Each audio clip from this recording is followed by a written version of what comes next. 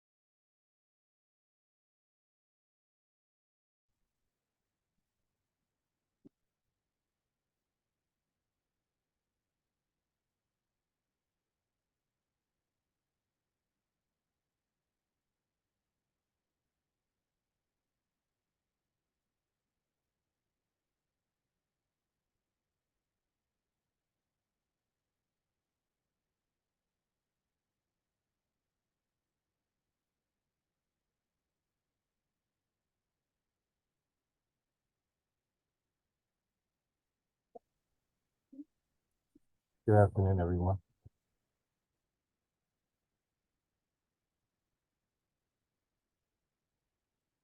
Good afternoon.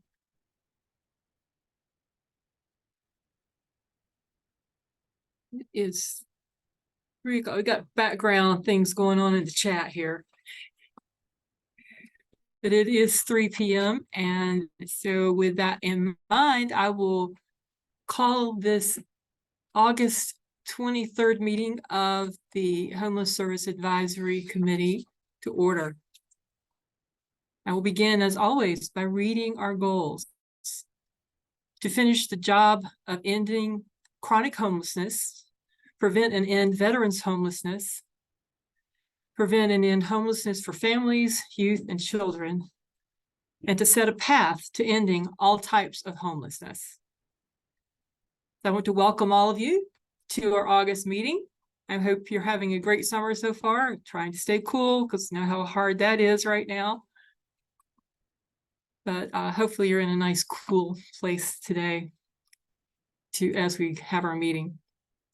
We do not have any public comments at this time, so we will move right into the next item on our agenda, which is the Executive Committee Quarterly Report. This is for information only, it does not require a vote. As your current chair, outgoing chair, we'll talk about that in a minute, I will be presenting that report.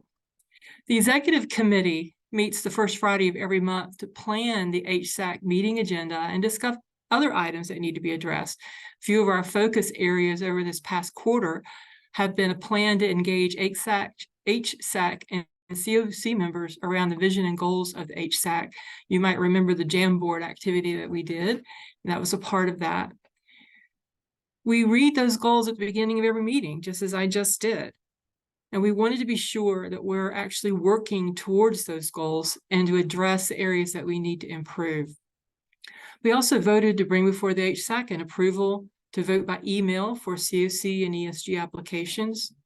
We selected the upcoming vice chair and secretary for your approval. More to come on that in a few minutes.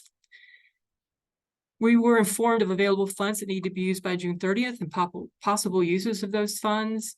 We approved the current HSAC meeting schedules for the 2024 fiscal year. We discussed open seats remaining on the HSAC due to resignations or ending of terms.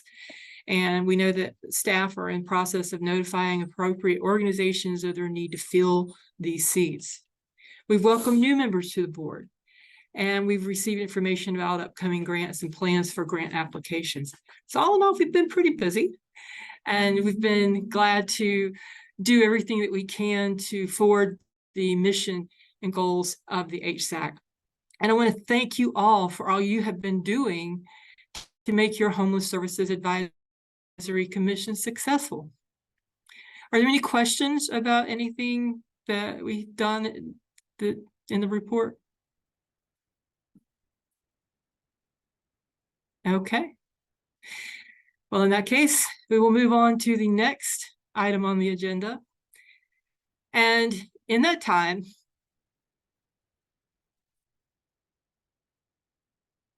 I want to take this time, and I'm going to get teary-eyed, I already am, I can tell right now, to thank all of you for your support over the past year during my term as the HSAC chair. Today is my last meeting in that role. And as we transition to our new leadership, I want to encourage you to continue that support. I know you will. You're all amazing people doing a very difficult job with limited resources, but you're accomplishing so much. I've been proud to serve on the executive board over the last 3 years, and especially this last year as your chair. It's been amazing to see the results of all of your efforts. As I continue to serve as an HSAC member representing the Office of Emergency Services, I look forward to seeing what we as a team will continue to accomplish. Thank you again for your service to the underserved of our community and to each other.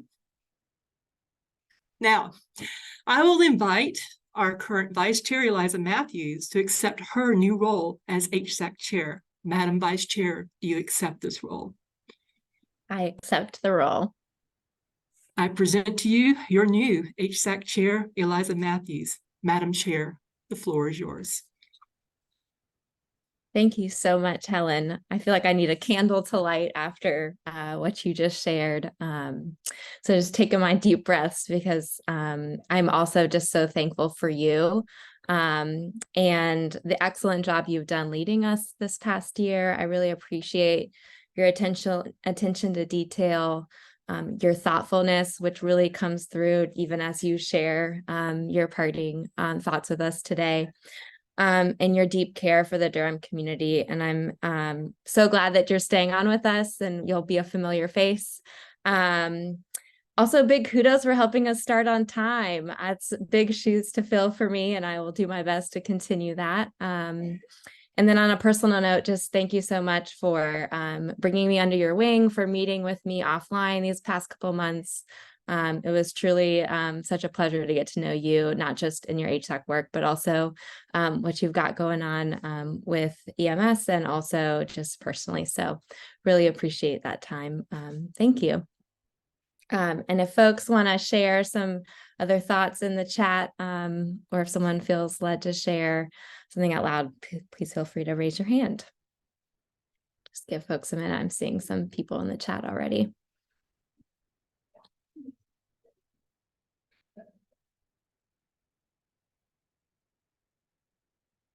Great. So as folks are doing that, I just want to remind people that if you've got a question at any point during the meeting, please feel free to raise your hand, and we'll get to you in order. Let's see.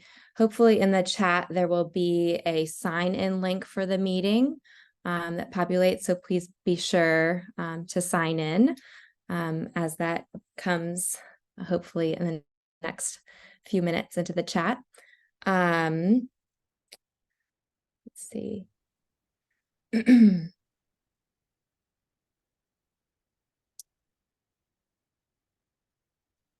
Madam Chair, Yes.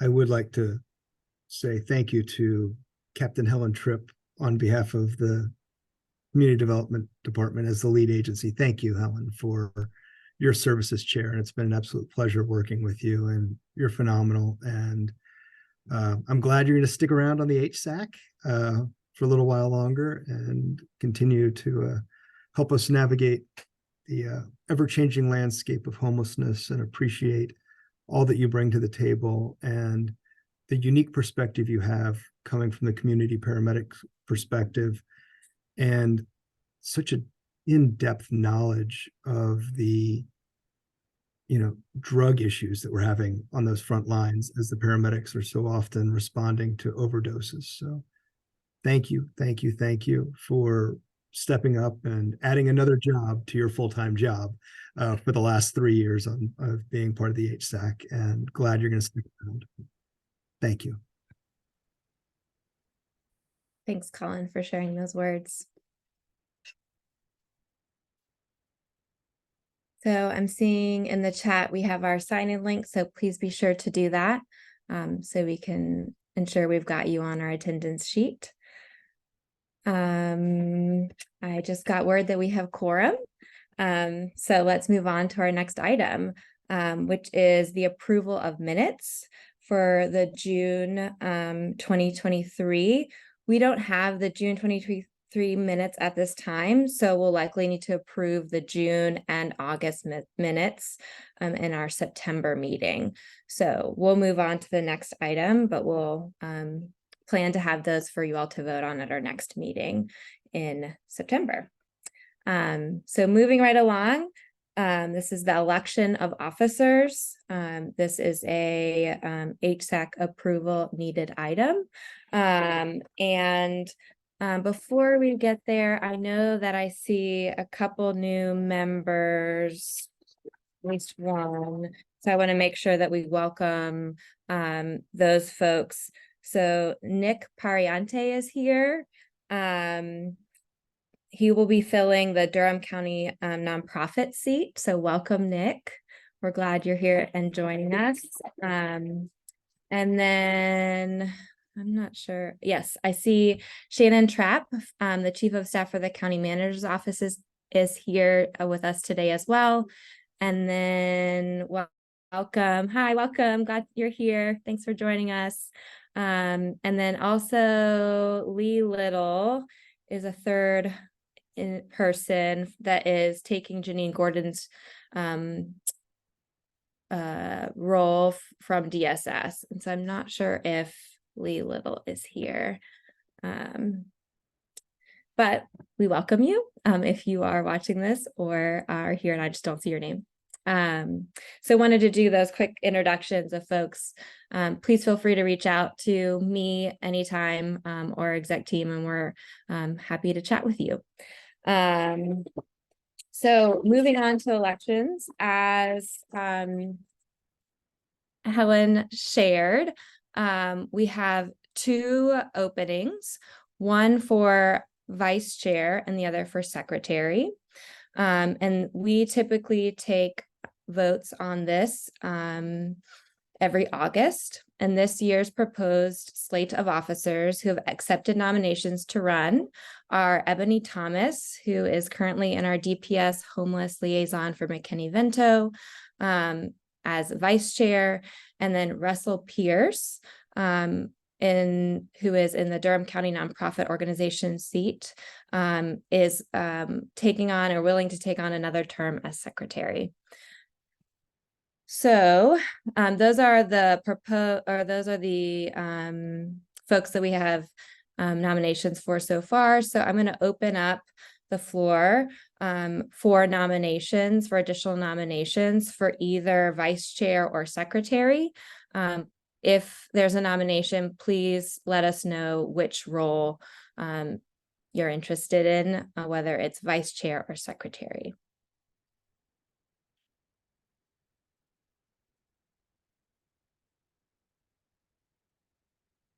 I'm going to leave it open for a minute just to give everybody a chance.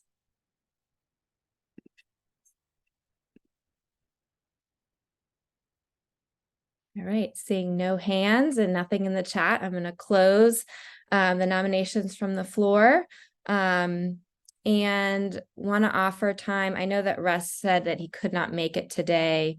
Ebony, are you here? Are you able or wanting to share something? Now, Ebony did communicate with me that she is very grateful for the nomination. She accepts the nomination and was not sure she'd be able to make today's meeting as she is under immense pressure as school is getting started. Yes. Good reminder. Good reminder. But she Okay. will be here next month. Great. And I was texting with Russ before the meeting as well, and he shared the same. He's off on a conference, but is excited to fill that role again. So great. So I am going to start with the nomination for vice chair. So I'm going to have a motion to accept Ebony Thomas as vice chair of HSAC. Madam Chair, I make a motion to accept Ebony Thomas as vice chair. I'll second that. This is Sharita. Thanks, Helen. Helen with the the motion, and Sharita with the second. So congratulations, Ebony. Or I'm sorry. Please vote. Please vote in the chat if you are for this, say yes. If no, against, or if you need to abstain, please abstain. Thank you, Ruby, for the reminder. This is HSAC members only with the vote.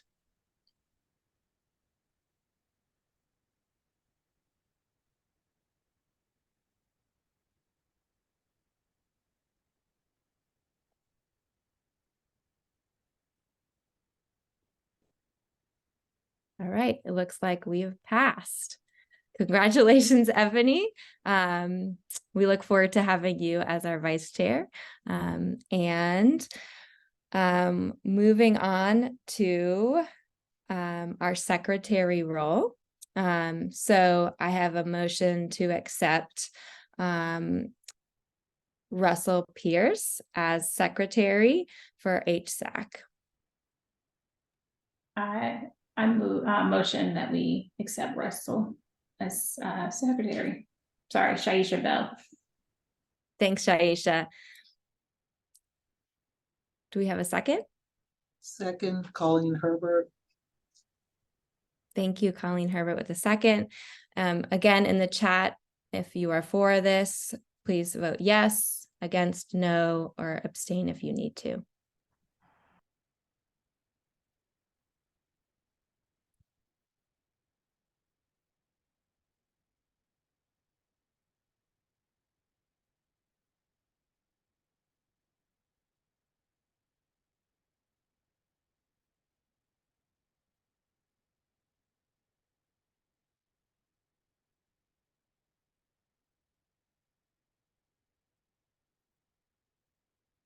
All right. Again, I'm seeing lots of yeses.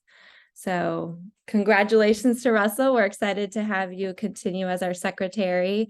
I'm really excited to work alongside both of you and Colin and the team from the city. Okay, let's move on. Next we have on our agenda a presentation from Colin Davis. This is just a informational item on COC training. So as we enter into this new cycle, it will be helpful for folks who are new to our committee to hear these items, but we've also been having recent discussions about the roles of the COC, HSAC, and lead agency and their relationship with one another. And we're hopeful this is helpful information and that Colin will give us that brief refresher, and then there'll be opportunities for questions and also reflections. So I'll hand it over to you, Colin. Thank you so much, Madam Chair. So this is a presentation and sort of a brief overview, a very high level training, for lack of a better term, on what is an HSAC, what is a COC, what is a lead agency, and what are the relationships between all of these groups. And let me see if I can share my screen and we will get started with it.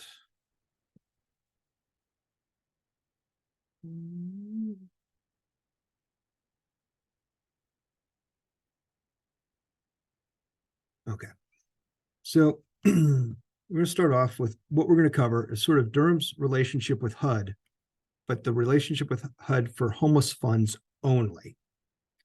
Then we'll talk about what is the continuum of care, a little bit about what the Homeless Services Advisory Committee is, and what is the Homeless Management Information System lead agency, and what is the COC lead agency / collaborative applicant. Oftentimes, lead agency and collaborative applicant refer to the same group, and HUD has changed their nomenclature over time.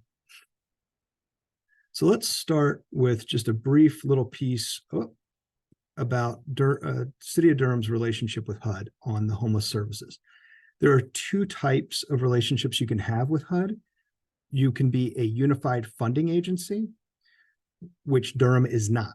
The unified funding agency essentially will submit applications to HUD on behalf of the continuum. HUD then gives the money to the city, and the city then has contracts with providers. Durham does not do that with HUD for continuum of care funds. The City of Durham is the lead agency and the collaborative applicant who submits the application to HUD on behalf of the continuum of care, and HUD then scores the application, and then HUD enters directly into contracts with the service providers who are being recommended for funding in that application. So the City of Durham is not responsible for monitoring compliance of regulations. The continuum of care is, however, responsible for monitoring performance outcomes and benchmarking. And we'll talk more about some of these things, but I wanted to sort of give you this brief overview so that you understand where the city falls in this space. And HUD, the city does not serve kind of as a unified funding agency with state ESG, which is Emergency Solutions Grant Funds. The state Emergency Solution Grant Funds follow the same process as HUD's Continuum of Care NOFO funds, where the city submits one application on behalf of the continuum. Then the state will enter into contracts directly with the selected providers for those funds. When we're looking at the HSAC lead agency and a COC relationship, the easiest way in my mind to visualize this is looking like a nonprofit organization. We're all familiar with how a nonprofit organization works. You've got a board of directors, you've got an executive director, you've got frontline staff, and you've got people who are being assisted by whatever the nonprofit is designed to be doing. So if we take that approach and look at our system, the HSAC, which is the Homeless Services Advisory Committee, is essentially the board of directors for our continuum of care. The lead agency or collaborative applicant is the City of Durham's Community Development Department. And there is a Homeless Management Information System lead agency. That organization is North Carolina Coalition to End Homelessness. Durham's Community Development Department and North Carolina Coalition to End Homelessness essentially serve as kind of an executive director and or staff support to the HSAC and Continuum of Care. The Continuum of Care membership are all of the organizations that are providing services. So the COC members are essentially the staff if we're looking at a model of a nonprofit. So HSAC is your board, lead agencies are your executive directors and support that are trying to work between the board of directors and the staff and keep the system running to remain in compliance with HUD regulations and ensure that approvals are made by the appropriate board of directors. So does that help sort of set a basic framework and a visualization? And feel free to ask questions as we go. I'm not gonna be able to see hands. So if you've got a hand, you can put it in the chat and Eliza can interrupt me if she sees things. So what exactly is a continuum of care? Well, HUD has a whole definition on what a continuum of care is, and this is it. And it must incorporate a bunch of relevant organizations, which are homeless service providers, victim service providers, faith-based organizations, governments, businesses, advocates, public housing agencies, school districts, social services, mental health, hospitals, universities, affordable housing developers, law enforcement, and any organizations that serve veterans and homeless and formerly homeless individuals. So that is essentially your continuum of care. And if you look at our continuum of care and you look at all those on this HSAC call, our HSAC members represent all of these named organizations. We have representation from every one of these on our HSAC. You say, well, how is the HSAC and the COC the same thing? Glad you asked, and we'll go to the next slide. Part of the COC's job is to set up a board of directors. And that board of directors is our Homeless Services Advisory Committee. And one of those requirements is you can't have conflicts of interest, and the HSAC must be representative of the relevant organizations and of the project serving homeless subpopulations. So our HSAC is very representative of the COC membership because everybody on the HSAC comes from one of these background organizations.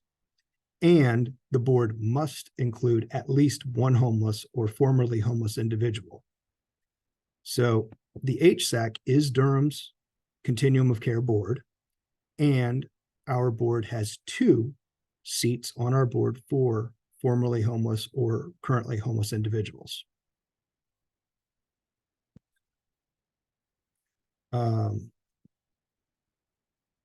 So we're going to continue. All right.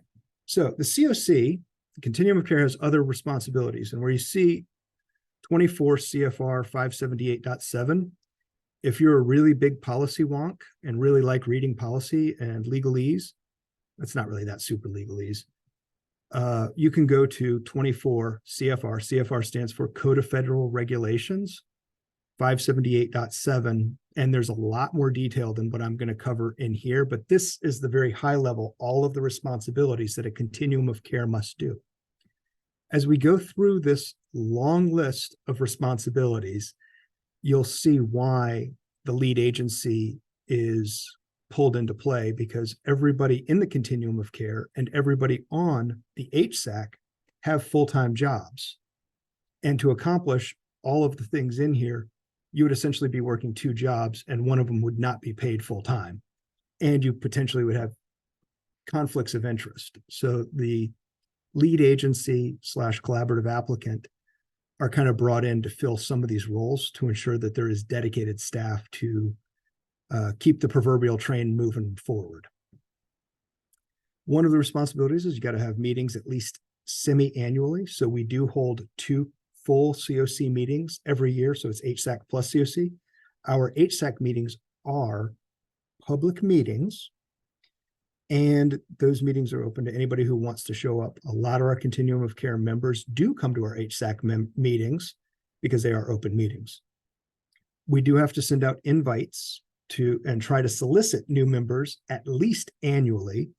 And the lead agency takes the lead on sending that out when the HUD NOFO, the HUD Notice of Funding of Opportunities, becomes available. When the lead agency releases that, there are links and trying to recruit new members to join the continuum. And people can join at any point. We do get phone calls at the lead agency of organizations saying, hey, I would like to start serving people, experiencing homelessness. I say, great. Well, are you a nonprofit? Yes. Okay, great. Well, start coming to COC meetings, join our continuum of care, get involved so you can learn. The COC is responsible for developing written standards, a written process to select a board and to act on behalf of the COC and review it at least every 5 years. The HSAC board was determined in an interlocal agreement between the city and county in 2012 off the top of my head. And in that time, this is how we have our HSAC body, and the HSAC does have to appoint committees, subcommittees, and work groups. The HSAC did create a governance document that we are due to start reviewing in this next upcoming year. The COC does need to develop a governance charter, which we've done, and establish performance targets for particular populations and program type. And this is one of the things that the Performance Management Committee works on doing and brings those recommendations back to the HSAC for formal approval. And lead agency staff assists the Performance Management Committee in pulling data and helping the group to arrive at appropriate recommendations. We continue with responsibilities to evaluate the outcomes of programs funded by Emergency Solutions Grants, the ESG funds, and Continuum of Care program, and we have to submit those outcomes to HUD. We submit those outcomes through our annual longitudinal system analysis and through our system performance measures that we as community development work with NCCH, our HMIS lead agency, to ensure all of the data is clean and clear and correct. And NCCH works with all of the homeless service providers to get data cleaned up before the outcomes are reported to HUD on the annual basis. The Continuum of Care is also responsible for establishing and operating a coordinated assessment system to provide assessments of needs and determine what services and housing people need and have a policy in place to guide the operation of that system. So we do have a coordinated entry system, which is currently being operated by a joint effort between Volunteers of America and DSS. We at Community Development provide sort of a little bit of oversight to ensure policies and procedures are being followed and assist with coordinated entry on the back end of helping to move people through the system from unsheltered homelessness to shelter to permanent supportive housing to rapid rehousing and housing choice vouchers. And that is a role that Jeff plays on our team to assist that group. The Continuum of Care is also responsible for establishing written standards for providing assistance within the COC. And as you'll recall, we had to update those written standards during the COVID timeframe, and Policy and Planning did approve and update those standards to allow us to move forward with operating with the new rules of those ESG COVID funds. Responsibilities continue that go to the Continuum of Care. The designate a homeless management information system and who's going to operate it. You have to operate one homeless management information system for the region. You cannot pick multiple data systems because you've got to get an accurate count for the entire Continuum of Care. So we, in 2017, the HSAC selected NCCH to be the HMIS lead agency for the Durham Continuum of Care, and they began in 2018 serving in that role. The COC is also responsible to ensure that anyone funded with HUD money is using the HMIS system and responsible for ensuring the HMIS is used in compliance with the HUD requirements. So this is a part where the lead agency and the HMIS lead agency kind of cross-check each other, report out, and the HMIS lead agency has an oversight governing board as well that assists with those compliance requirements that they have on their end. And we do have people from our continuum of care on that governing board. Those responsibilities continue. Coordinating housing and service system support within the COC, and this includes outreach, engagement, assessment, shelter, housing, supportive services, and prevention strategies. So the COC has to have all of those pieces. Plan and conduct a point in time count. This has to be done at least biannually. It's every other year you have to do it. We in Durham have chosen to do it annually, as we feel it's a good way of tracking our progress and trying to find out where things are going. The continuum is required to do a gaps analysis of the needs and services available. Provide information to complete the consolidated plan. The consolidated plan is a document that is the lead author of is the Community Development Department in the city of Durham. And that requires every 5 years, that consolidated plan gets put together and goes through a whole public hearings and approval process and is submitted to HUD. And there's information that comes from the homeless system that goes into that on how are we going to use ESG funds and what other monies are going to come into the system. COC is also responsible for evaluating performance of the ESG and COC funded programs. And performance means, are the programs meeting the established benchmarks by the continuum of care? So if 30% of people are supposed to be exiting a certain program to permanent housing, are we going back and checking to make sure this is happening? If it's not happening, then the continuum of care has the right and the responsibility to work with that agency to try and create a performance improvement plan, or to reallocate those funds to another organization that can do the job and achieve the outcomes that we need to do. The continuum of care is also responsible for following a collaborative process to apply for HUD's annual notice of funding opportunities. We're currently in the middle of this, and the NOFO is due September 28th. And part of this is you have to write a system-wide application and manage a competitive process for all of those who are applying for funds or renewal projects. So we as the lead agency are taking the lead on coordinating input for the collaborative application, where we talk about what are we doing as a system? How is Duke helping? How is NCCU helping? How is Durham Tech helping? What's the relationship with the HEART team? What are the homeless services providers? How is the coordinated entry system working? How are we interacting with the hospital system? How are we interacting with the justice system? Those are all things that need to be written into this application on an annual basis and be updated to score well. The continuum of care also establishes priorities for projects. Those prioritizations come out of the Policy and Planning Committee. And Sharita is the chair of that Policy and Planning Committee, and that committee works to determine, is permanent supportive housing, for instance, more important right now to meet a need than rapid rehousing? Is there a priority to start focusing on homeless families, or do we need to focus more on single adults with chronic mental health? So there's a lot of, how do we look at this? How do we divide it up? And this is where we at the lead agency do a lot of that data background digging to try and help provide data to the groups for discussion to come up with those recommendations on how do we best utilize the resources that are available. The continuum of care also chooses the lead the collaborative applicant who's going to write and collect and submit this whole application to HUD and to the state. Currently, the City of Durham, the Community Development Department, is the collaborative applicant. The continuum of care and the HSAC could, at some point, if they wanted to, say, all right, City of Durham, we don't want you to do this anymore, and find somebody else who would do that, which creates a whole other host of how do you fund it? And it's a challenge, but it can be done.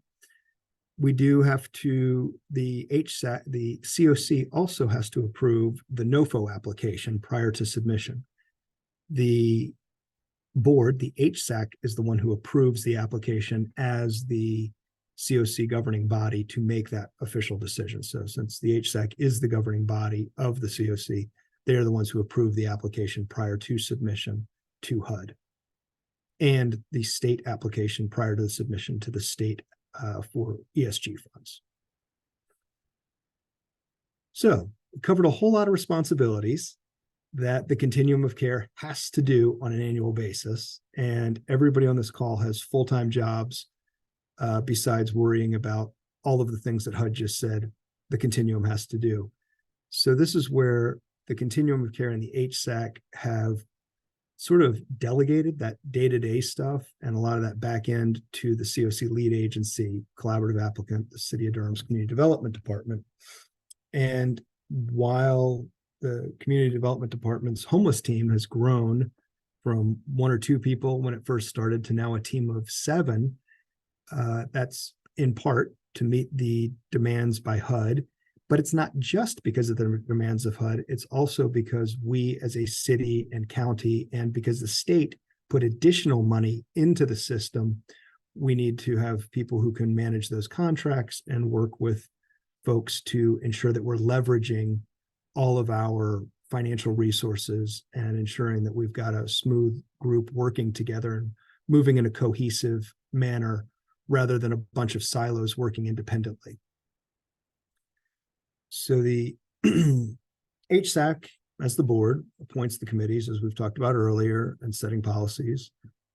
The HSAC does provide final approval on all recommendations, like a board of directors would do. So the lead agency, there's very few things, there's a few things that the lead agency can and does have to sort of say, this is the only way it can be done. And that's usually related to a HUD statutory requirement that you cannot deviate from. So there's really, we could vote all day long that we're not going to do it, but if we're going to accept HUD's money and they say do A, we have to do A. So that's where the lead agency would have to come in and sort of say we have to do it this way. The HSAC does, and the COC service providers are expected to follow all of the policies and procedures that are established by the continuum, and to use funds that are being provided by HUD, by the state, or by the city in compliance with applicable rules, regulations, and achieve all the desired outcomes. So that is a very quick overview of COC responsibilities and kind of how we all have to work together to pull our weights. Questions, discussion? I know it's a lot of information. We'll send out the slideshow so you don't have to have it all memorized.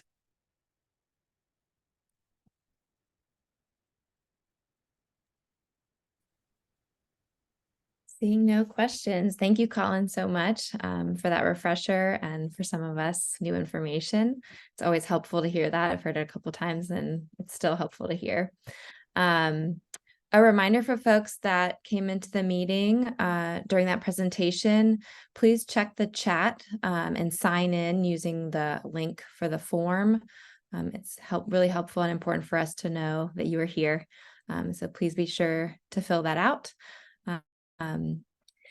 Our next item on the agenda is attendance and excused absence policy. A reminder from me. Wanted to give a kudos to the community development team. If you're an HSAC member, you should have received a calendar invite before getting into the absence policies and attendance policies. Wanted to point out that in that calendar invite, even from today, you'll find the conflict of interest form. Please make sure you fill that out before September 1st. So if you've done that already, thank you so much. And if you haven't yet, please do that. Community development team, if we're able to drop that also in the chat, that might be helpful for folks so they can just get it done. It's pretty quick. The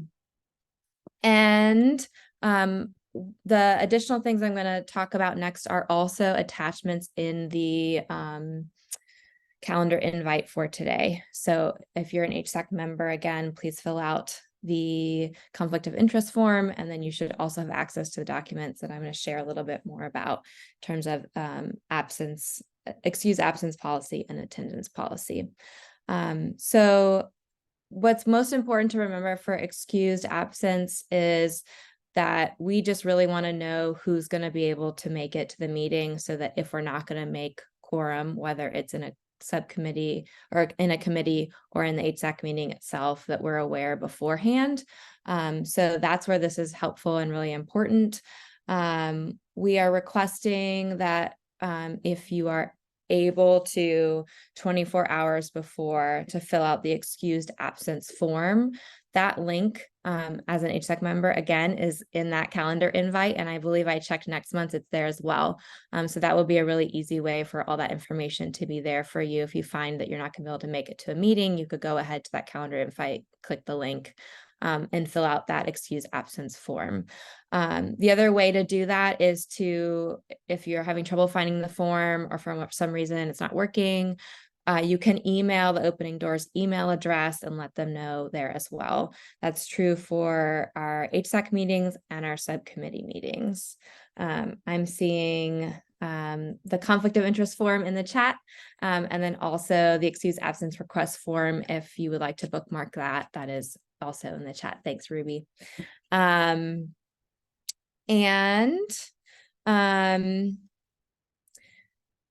That's our excused absence policy. And again, in the calendar invite, you can read a little bit more in depth. There's a great document that's there that is helpful if you need a reminder.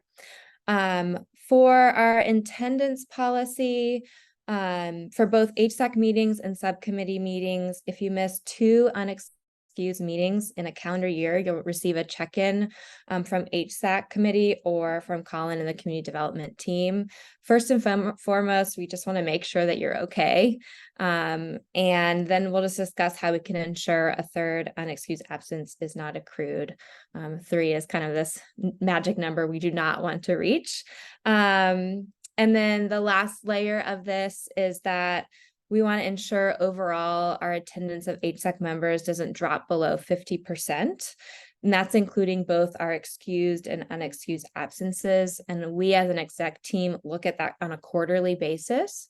So October, January, April, and June, we look at that. Again, if there's someone that's fallen underneath that, excuse me, there's a train.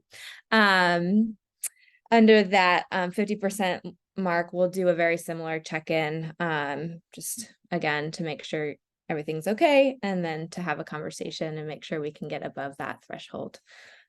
So that's a pretty quick overview. Again, I think it's really helpful to have those documents. So if you want to review that or take a look, I've really thankful for the quick forms that are available to us. So use those when you're able. Any questions about our excused absence or attendance policy? I had a quick question. If your organization has a proxy in your place, how does that work in relation to your not being there, but having a proxy to stand in for your absence? Great question. Colin, can you help us with that? We have to look at not all organizations have proxies. And we would have to talk specifically about it. If your proxy is there, then you would have, obviously you'd be counted as present because your proxy is there on your behalf. I have to go back and look and see which organizations by the governance document allow for proxies. But if you know you have a proxy, we can talk offline. Okay. All right. Thank you. Mm-hmm. A great question, Tracy. Thank you. Any other questions?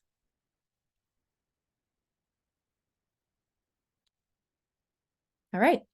The next item on the agenda is subcommittee participation, and I'm going to hand that over to Colin to give us a quick update on our subcommittee participation and our needs. Second here, I want to see is Sharita's still on. I wanted to give her the opportunity. She was going to make this announcement, but I know she might be tied up. Sharita, do you want to talk about the needs, or do you want me to take it? I don't know how good this signal is, so you can go forward. Okay, I can take that for you. Thank you, ma'am. Just wanted to make sure I'm not stepping on toes. So subcommittee participation. Our subcommittees, the way our governance document is currently written, requires a 3-to-1 ratio of HSAC members to COC liaisons. And one of our challenges that we have is to essentially, we've got to get people showing up to our policy and planning meeting and our performance management committee meetings. We have people who are on those committees who have not been showing up, and we're unable to reach quorum in those committees, which is making it impossible for us to vote and continue the work that needs to be done.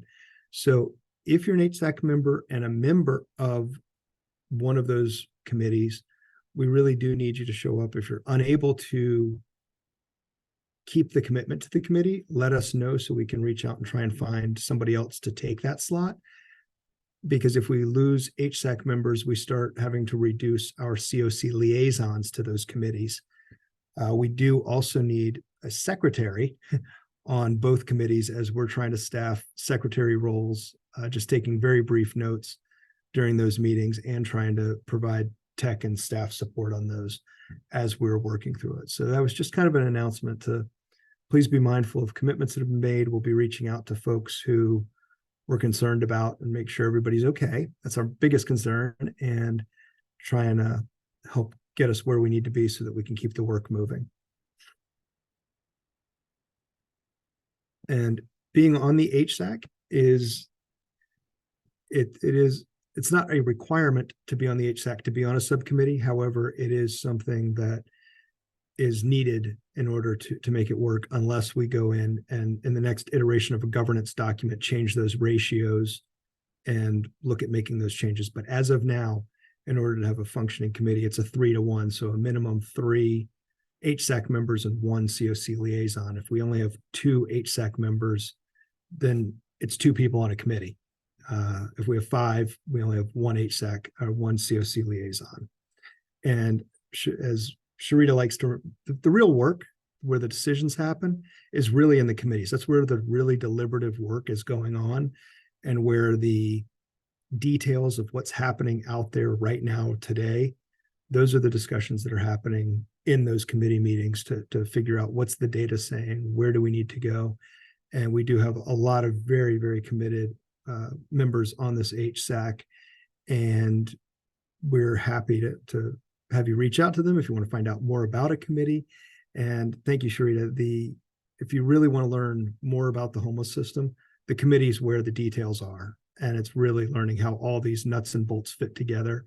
I'm just looking right now, like Helen's on a committee, Colleen's on a committee, Angela's on a committee, Jonathan's on a committee, Tammy's on a committee, Heidi's on a committee. We've got a lot of people on committees. So there's plenty of room for you if you want to join. And the more the merrier. It does make the work a little bit lighter. And especially on our performance management committee, it makes it very, very difficult to score applications when we don't have enough committee members, because people are conflicted out oftentimes because they work for an agency submitting for funding or are tied to that agency in one way or another. So, thank you. Thanks, Colin. Any additional questions?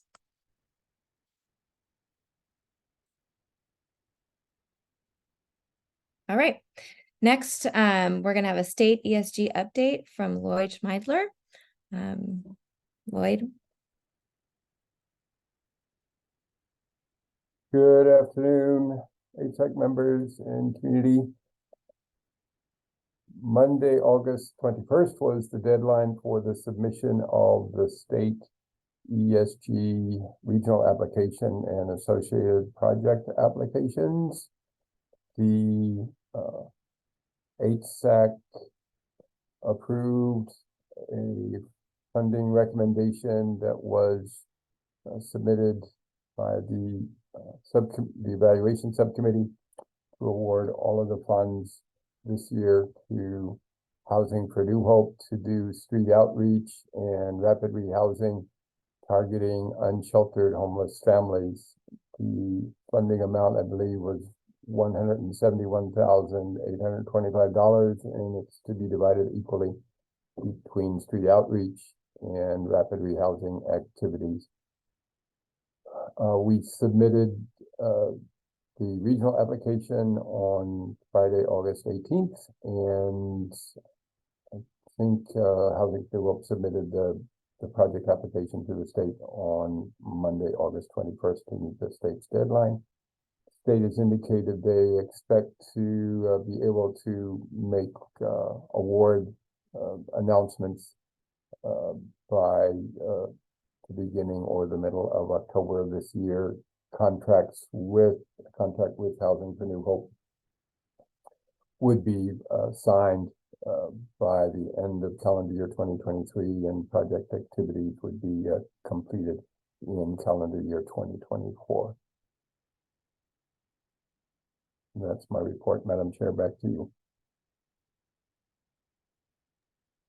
Thank you, Lloyd. Any additional questions for Lloyd?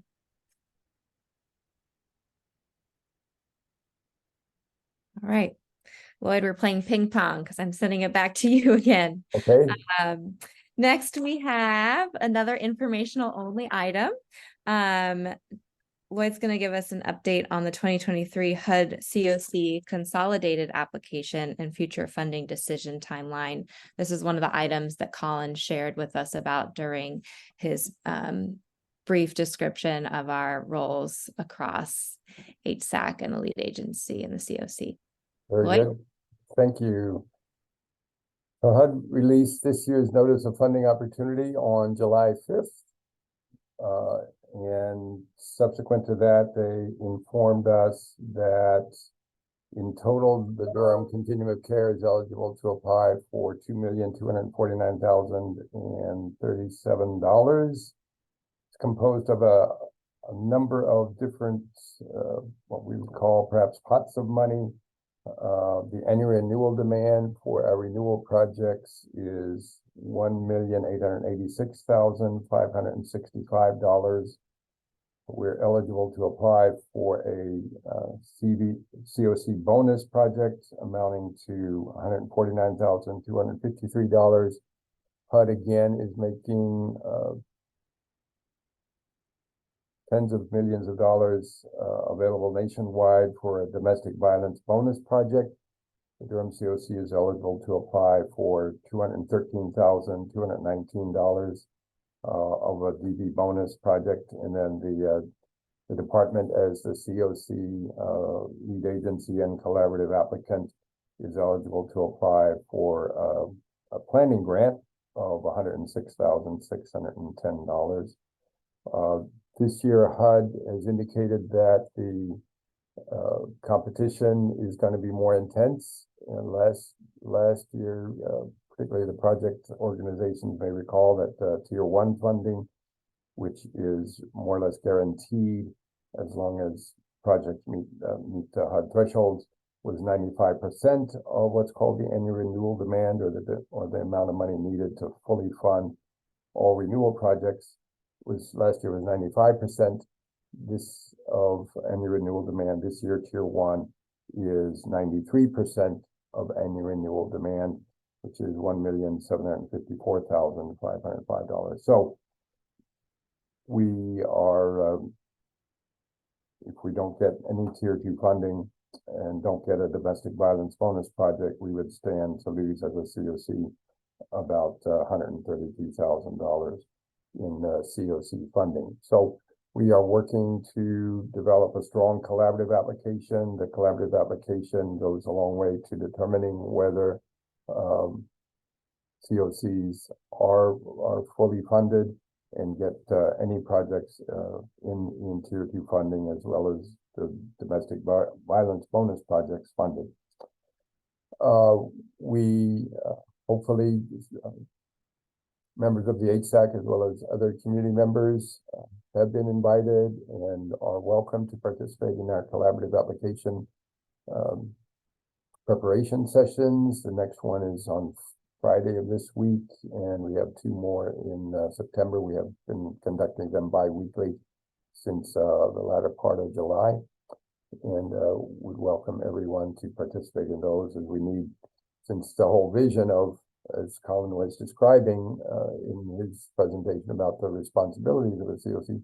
The COC is really intended to be a collaboration, right, of a variety of organizations and entities working together to address the complex needs of people experiencing homelessness. So we need input from the community and our collaborative partners throughout the community to craft a strong collaborative application. We do have, thank you, Ricky, for that chat note. Commend that to everybody's attention. We do have applications for all of the funding that is available to us, gratefully. Families Moving Forward is planning to apply for another domestic violence bonus project as an expansion of the rapid rehousing project for survivors of domestic violence and partner violence that they first received last year. All of our renewal projects are planning to apply as well. We have 2 new organizations that are applying for COC bonus funds. Project Access of Durham County as well as Open Table Ministry are both applying for to use the COC bonus for permanent supportive housing projects. Housing for New Hope is also applying for expansion of the Andover and Williams Square projects. So we do have some competition for those COC bonus funds. The local deadline for the submission of project applications was August 18th, last Friday. Due to last week's power outage, was extended until midnight of August 21st. So we do have a scoring committee through the Performance Management Committee, a 3-person scoring committee that is working with us to evaluate the new project applications that I briefly mentioned. And then staff within the department are doing the objective performance evaluation of the renewal projects that we have performance data on for the ranking of those projects. The entire process is conducted within the policy and procedure of the monitoring, evaluation, and ranking policy that the HSAC approved for the COC in 2019. And so we are following that policy, and part of that policy is indicates that we rank new projects first, or excuse me, our priority project is always our Homeless Management Information System project, which is a renewal by the North Carolina Coalition on Homelessness. Then below that are next in order are renewal projects that don't yet have performance data, because they're just in the process of getting their project started. And then renewal projects that have performance data are ranked according to their performance. And then below that are new projects that are applying for additional funding from HUD. The planning grant is not part of the ranking process. HUD is clear in its NOFO that planning grants are not are available outside of the regular competition. Entertain any questions, comments by Colin or others who need more information. We are planning with the evaluation committee to have funding recommendations for the HSAC's consideration via an email vote by early September, with I think the deadline of getting an email vote completed by around September 7th, so that we have time to work with our applicants to get their eSNAPS applications completed and submitted to HUD by the September 28th deadline. We will also, as Colin noted, be getting a draft of the pretty solid draft of the collaborative application to the HSAC probably before the September 27th deadline to conduct an email vote, because we do need to post. HUD requires a lot of public posting of the consolidated application, which includes, so to be clear, HUD, there's a lot of different terms going around, right? Consolidated application for the continuum of care has three components. First is the collaborative application. Second is the associated project applications of the individual projects that are requesting funding. And thirdly is our priority listing, which is a briefer document that tells HUD what our priority items are and in what order HUD should fund the projects if HUD does not have funding for all of them.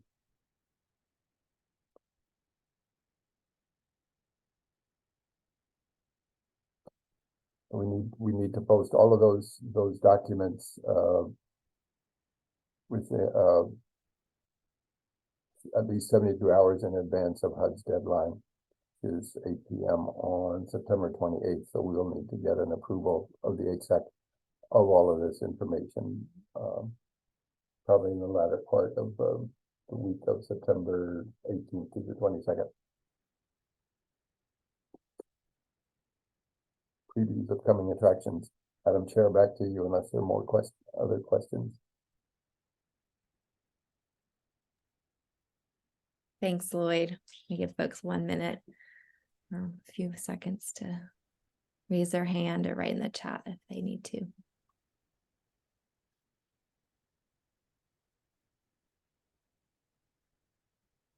Oh, hey, Ricky, go ahead. Thank you, Madam Chair. Lloyd, were any projects reallocated this year, or like, is that what factored into the 93% of the annual renewal demand being given to Durham, or is it completely unrelated to that? Durham did not reallocate any funds this year. And the 93% tier 1 amount is HUD's decision in the notice of funding opportunity, or the NOFO. The tier 1 and tier 2 piece goes back to way back to when the government implemented sequestration, when Congress couldn't come up with budgets. I think it was during the Bush administration, if I remember correctly. HUD decided that they weren't going to determine who was getting funded or not. So they made local communities say, here's your tier 1, here's your tier 2. And every year HUD tells us what percentage of your budget can go in there, just in case their budget gets cut. Everybody knows what's getting cut. So anything in tier 2, if there's not enough money, would potentially not be funded in the next round. If that helps sort of give you a little bit of history and a little bit of the rationale for it.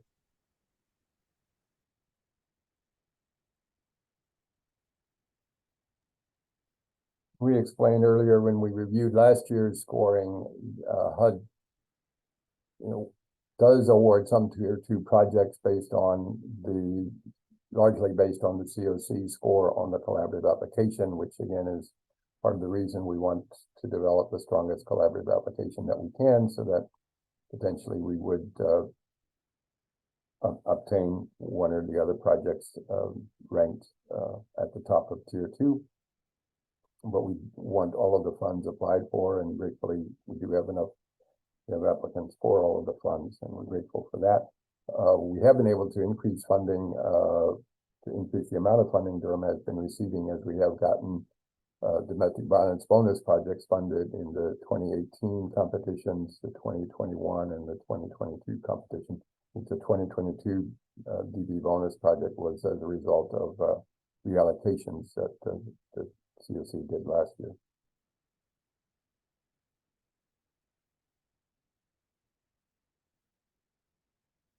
That answered your question, Ricky? Yes, thank you so much. You're welcome. Any other questions?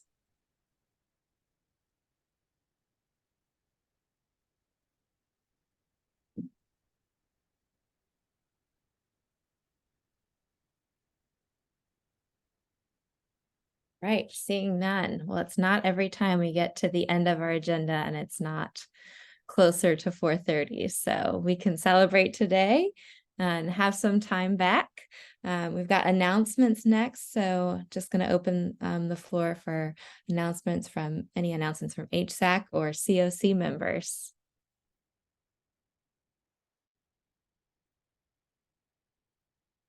Yes, Helen.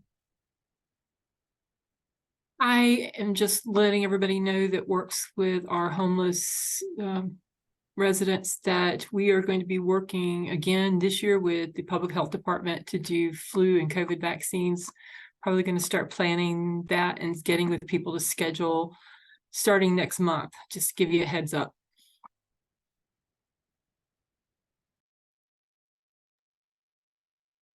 Thanks, Helen. Lloyd? Yes, again, thank you, Madam Chair. Again, everyone is invited to our COC collaborative application preparation sessions. The next one is Friday, August 25th at 10 a.m. Please register to participate. They're all virtual. The following ones are September 8th and then September 22nd. So we are working to have a strong collaborative application and need good input from our community, and that's what these sessions are primarily intended to do. Thank you.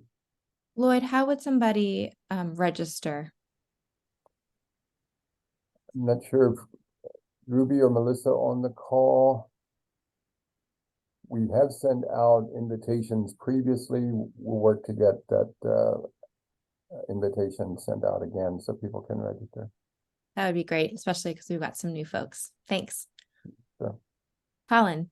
Yep, I did want to take a brief moment and introduce our newest team member for those who have not met him yet. Anthony Henderson is our newest member to the homeless team.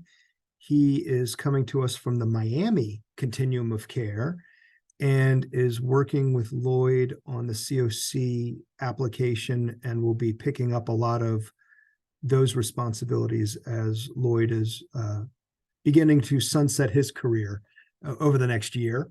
So we're fortunate enough to have Anthony joining us. And one of Anthony's first tasks since joining us a couple weeks ago, about a month now, is to begin some listening sessions for those with lived experience. So Anthony, if you want to give a brief overview of what you're doing, just real quick, and make sure folks know how to reach you if they think they have some people in mind. Yes, thank you. Good afternoon, everybody. For those of you that are meeting me for the first time today, I am pleased to meet you. Most of you have already met me 4 or 5 times. I apologize for that.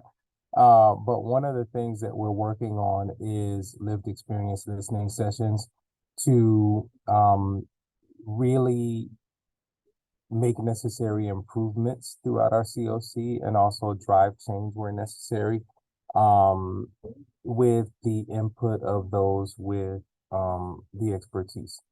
And so we are starting the process by looking at the staff of all of the participating organizations who may have lived experience.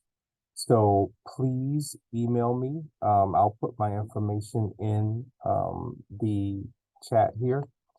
If you are an organization that participates with us and you have hired staff that have lived experience, we would like to start with those staff. And we have a particular set of questions that we'll work through with them.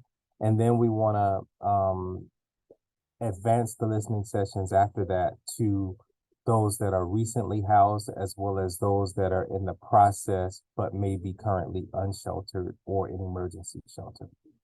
So again, our goal is to cast a net for lived experience input, and I will be leading that. So if you have, some of you I've already spoke to, But if you're hearing this for the first time and you're representing an organization as a part of the HSAC and you have staff with lived experience, please let me know. We would love to talk to them and have their voices included in the work that we're doing. Thank you so much. Thank you, Anthony, and welcome.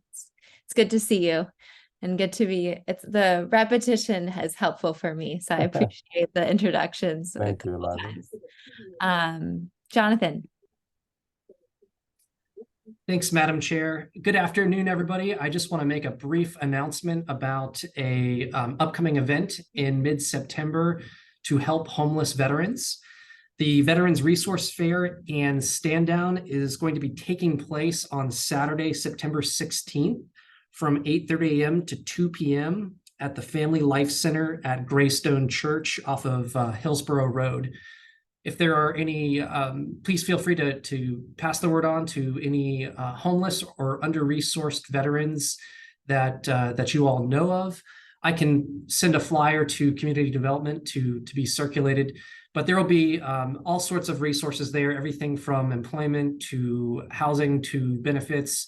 It is a community event that is aimed at, again, trying to help our veterans get out of homelessness. Back to you. Thanks, Madam Chair. Thanks, Jonathan. And just want to circle back and point out to everybody that Ruby dropped in the chat the Zoom link to register for that 10 a.m. session that's coming up on Friday. Any other announcements? All right, at the end of our agenda, there's a few reminders. One is, again, an invitation to join the Policy and Planning and Performance Management Committees. If you're interested, you can email Durham Opening Doors.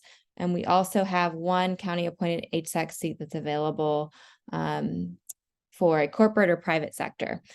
So if you know somebody, or if you're on this call and you are that somebody, please feel free to click on that link that you see there to apply. And that brings us to the close of our meeting. So I will take a motion to adjourn. Madam Chair, This I is move. Angela Holmes. I'm sorry. Go ahead, and I'll second. Okay, I move to adjourn. You know, I first. second. Great, and a second from Angela Holmes. Before you leave, if you can please vote in the chat, yes, no, or abstain, and then feel free to scoot on out from there.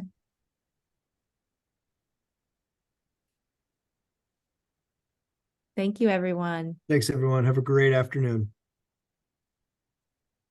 Thank you all.